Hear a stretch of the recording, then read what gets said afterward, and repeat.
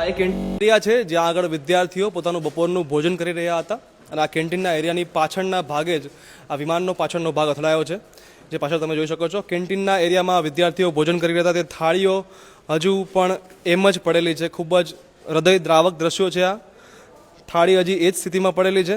વિદ્યાર્થીઓને સમય નથી મળ્યો અહીંયાથી નીકળવાનો અને ઘણા બધા વિદ્યાર્થીઓ, ઘણા બધા યુવકો એ લોકોના મૃત્યુ થયા છે. તમામ સામગ્રી અસ્તવ્યસ્ત પડેલી છે. આ એક કેન્ટીનનો વિભાગ છે જ્યાં આગળ ખૂબ જ મોટી માત્રામાં નુકસાન થયું છે. વિમાનનો જે પાછળનો હિસ્સો છે, સૌથી પહેલાં આ હિસ્સો જ એ આ બિલ્ડિંગમાં ટકરાયો હતો, ત્યારબાદ વિમાન અલગ થઈ અને આગળ જઈને પડ્યું હતું. આ હિસ્સો આ કેન્ટીનમાં અથડાયા બાદ આ કેન્ટીનમાં કેટલાક વિદ્યાર્થીઓ ભોજન ગ્રહણ કરી રહ્યા હતા. એ જ સમયે આ ઘટના ઘટી અને અહીંયા રહેલા ઘણા ખરા વિદ્યાર્થીઓના મોત નીપજ્યા છે. યાત્રિકોનો સામાન છે કે જે યાત્રિકો આ ઘટનામાં મૃત્યુ પામ્યા છે, તેમનો સામાન છે તે રેસ્ક્યુ ટીમે અલગથી કરીને અહીંયા આગળ જમા કરેલો છે. સામાનમાં લોકોના મોબાઈલ ફોન, લોકોની જે સામગ્રી જે તે લોકો બહાર ટ્રાવેલિંગ સમયે લઈ જતા હોય તેવી બધી સામગ્રી છે.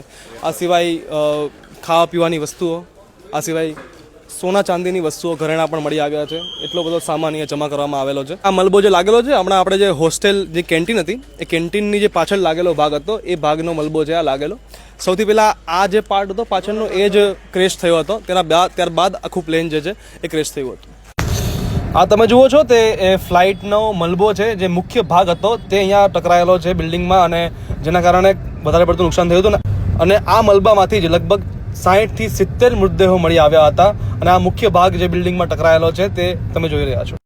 આ તમે જુઓ છો તે અતુલ્યમ બિલ્ડિંગ કે જ્યાં આગળ આ વિમાન ક્રેશ થયું હતું. લગભગ 7 કલાક થયા વિમાન ક્રેશ થયા અને બિલ્ડિંગનો ચોથો માળનો ભાગ ત્યાંથી હજુ પણ ધુમાડા નીકળી રહ્યા છે અને હજુ પણ એ અસરગ્રસ્ત છે. ખૂબ જ વધારે નુકસાન આ બિલ્ડિંગને પહોંચાડ્યું છે વિમાને અને આ બિલ્ડિંગમાં પણ ઘણા બધા લોકોના મૃત્યુ થયા છે. આ અતુલ્યમ બિલ્ડિંગના પાર્કિંગમાં પડેલા વાહનો છે તે સંપૂર્ણ બળીને ખાક થઈ ચૂક્યા છે.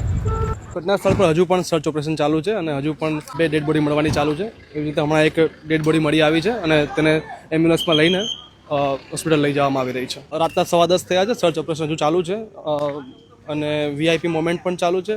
ગૃહ રાજ્યમંત્રી હર્ષ સંઘવીનું આગમન થયું છે.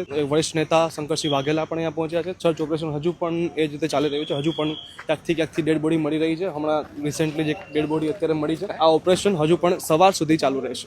Ground report, Ahmedabad media, powered by Say Solar, making solar energy easy for you.